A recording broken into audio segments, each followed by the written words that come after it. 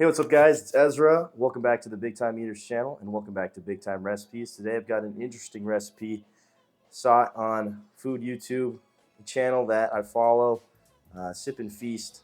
He shows a lot of cool and interesting pasta dishes, and I wanted to get my rendition of that. So we're going to be doing pasta alla Boscaiola. That translates to Woodsman's pasta. So we're utilizing some ingredients that you'd be able to forage in the woods, namely some mushrooms here. So got about a pound of mushrooms here in the bowl, as well as some shiitake that I've rehydrated and minced up a little bit, as you can see here. And then as far as the other ingredients, it's going to be pretty standard cream tomato sauce. So I've got tomato, and I've got a half and half that I've already gone ahead and reduced to get some more of the thickening qualities of it, as well as some Italian sausage that I've taken out of the casing and put into a container, and rosemary, which is going to be a nice fall aromatic, and white wine to give a little more body and sweetness to the dish. And we're going to be using a rigatoni pasta to make sure that it can contain all of the goodness. With that being said, let's go ahead and hop right into the recipe. All right, guys, so got our induction burner up to about a 6 out of 10 on the heat scale. For those of you that are using gas burners, that's going to be about a medium-high, closer to the medium scale. So we're going to go in with some olive oil into the pan. Actually, I think this is avocado oil, just enough to lubricate the pan a little bit before we add in our sausage for browning. This thing heats up very fast, so it doesn't leave you waiting for very long, unlike some of the girls I've texted in the past. Before I embarrass myself too much, let's go ahead and get this sausage in. We want to wait till our oil is just about to the smoke point, and avocado has a higher smoke point. You don't have to be too fussy with getting perfect small chunks of meat. You can just cook it through and get the browning that you want, and then you can chop it into the size that you want later on after it's cooked, just on a cutting board separate. So we're just going to press this down so that we can start to get some of that Maillard reaction, the golden brown goodness, and develop the flavors of this Italian sausage. That being said, we don't want too many big chunks of sausage in the pan, so it still cooks relatively evenly. You can see once you're about ready to flip, once the browning starts to creep up the edges and it's not fully raw, that's the browning we're looking for. There you go. So once we've got our sausage cooked, okay, we're going to remove it to the side where we can cut it up into the pieces we want, the bite-sized chunks we want for our pasta. And all of ours is right to that level.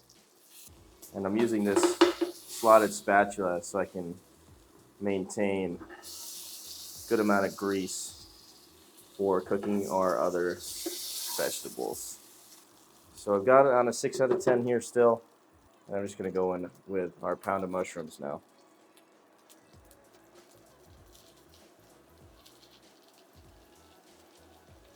And these are just the cremini mushrooms you can find at your local Costco.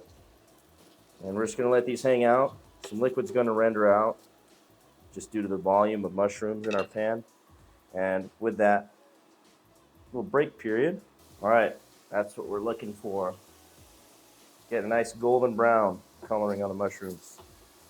All right, at this point, once the mushrooms have started to release the water inside of them and they're starting to brown, we can add in our rehydrated shiitake or porcini mushrooms. Add those in here. Allow these to cook for another 2 minutes before we taste and check for seasoning. All right, at this point, once everything's cooked for another 2-ish minutes, we're going to season with a little bit of salt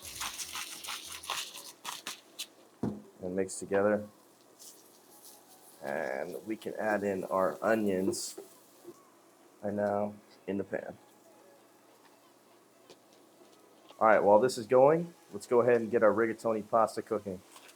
This one says cook time 11 to 12 minutes. Since we're going to be baking it, we're going to go for 7 minutes. So we're going to go 2/3 roughly. All right, we're going to take our lubricant, avocado oil, since things are starting to tighten up here. We want to make sure everything cooks without burning. So we're going to add a little bit of oil as an insulator. All right, guys, once our onions have softened and our mushrooms are right where we want them, we're going to open up the mosh pit right in the middle here and allow some space for our sliced garlic. So I've got six cloves of chopped garlic that I'm going to add in the middle and allow to start to get brown, as well as 2 tablespoons of freshly chopped rosemary from our rosemary plant. Shout out to the plant. Get that in there. And this is when the aroma is about to develop even further. We got the onion and the mushroom, but we're going to get the garlic and the rosemary, and that fall feeling is about to creep right in, right here, right into your soul. I think we'll add a little bit more oil as well, just so things can mingle. Add a little social lubricant, not talking about alcohol. And just standing right next to the pan, guys, you can already, that little hint of rosemary really makes a difference. I'm excited to give this a try. I'm glad I saw this video on Sip and Feast so I can give it a try myself here in the studio. All right, look at that, guys. Can't really tell, but just as the garlic the browning starts to creep up right around the edges, we're going to reincorporate it with our mushrooms and onions.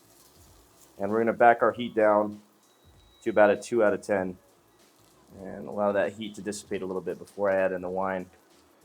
We're going to make sure we're careful before we add in 200 grams of a nice Sauvignon Blanc white wine. Make sure our heads are away before we add this in. All right.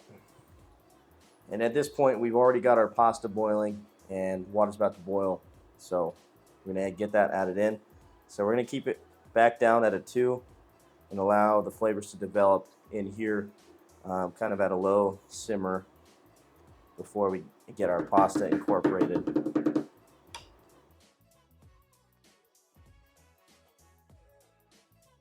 All right, so at this point, we're going to bring the heat up right up to about a 4.5 or a 5 out of 10 so that we can start to reduce the wine down by half and intensify the flavors and sweetness that the white wine is going to bring. So now that our wine has reduced by half, we've got our pasta going. We're going to add in, look at that, perfectly cut up cubes of sausage, little morsels of meat for our pasta going back in. Give everything a mix, incorporate the sausage in, and then we'll get our tomatoes in as well. So at this point, we're going to bring the heat up to a 4 and add in our crushed tomato. This is about 2/3 of a 24-ounce can of tomatoes.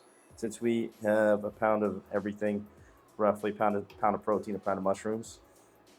So we're going to add that in now and bring that up to a light simmer. And guys, we are just building layer after layer of flavor right now. This is about to be so bomb.com.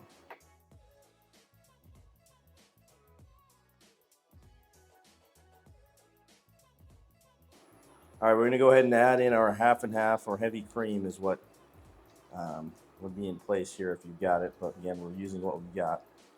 Got excess half and half in the fridge right now. We don't want to add it in too quickly. We want to allow it to temper and come up to temp so that it doesn't split, especially with the wine being in here. It can be pretty finicky stuff. So adding in the half and half slowly. I've also backed the heat down to about a 3 out of 10. And this is turning into a beautiful rosy color. It's going to be amazing, guys, once we incorporate it in with our pasta. All right, at this point, once we've got the majority of our cream in, or excuse me, half and half, we can add the rest in here. Loosen up our sauce. And we want our sauce to be a little bit looser here, especially since we're baking it. It's going to tighten up once the pasta absorbs the excess moisture. At this point, we've also got some Parmigiano Reggiano mixed with some pecorino romano that we're going to add in, probably about half of this in, and save the rest for topping. At this point, I'm also going to add in parsley to our sauce as well. And I've got a whole bunch chopped up, so we won't use this whole thing. I'll probably go in with about half of it as well. And with that, our sauce is ready to be married with our pasta. Oh, actually, can't forget.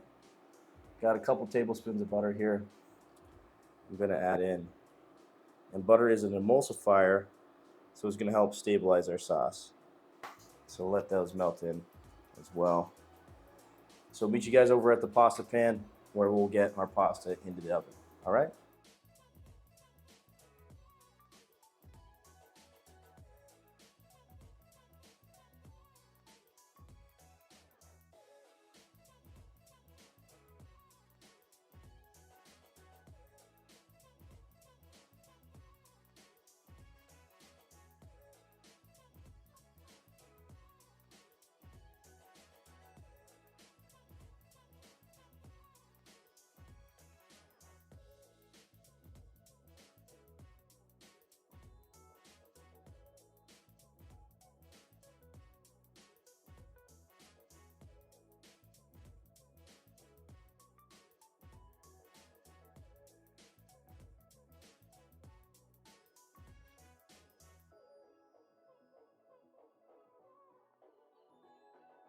Holy crap, guys. This is looking so incredible. The aromas in the kitchen are amazing. Let's go ahead and serve up a portion for ourselves on the plate here.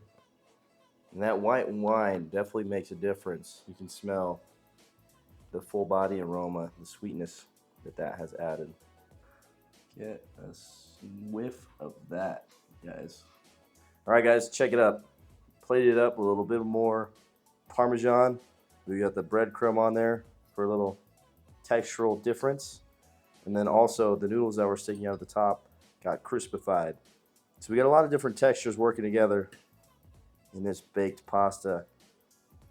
And let's go ahead and grab everything and have an ultimate bite. And just make it as good as it can get. Bite for you, not bite for me.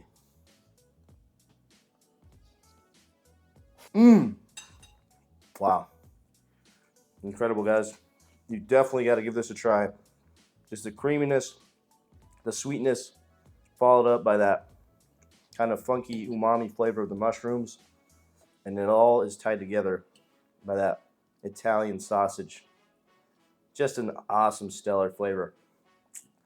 All right, now that I've given it a try, let's give it a go for the Den's taste tester. Let's give it a test. One for me, one for me, one for me. That's just karma, bro. That's just karma right there. Hold on. And some for your feet, I guess. You can even taste the wine.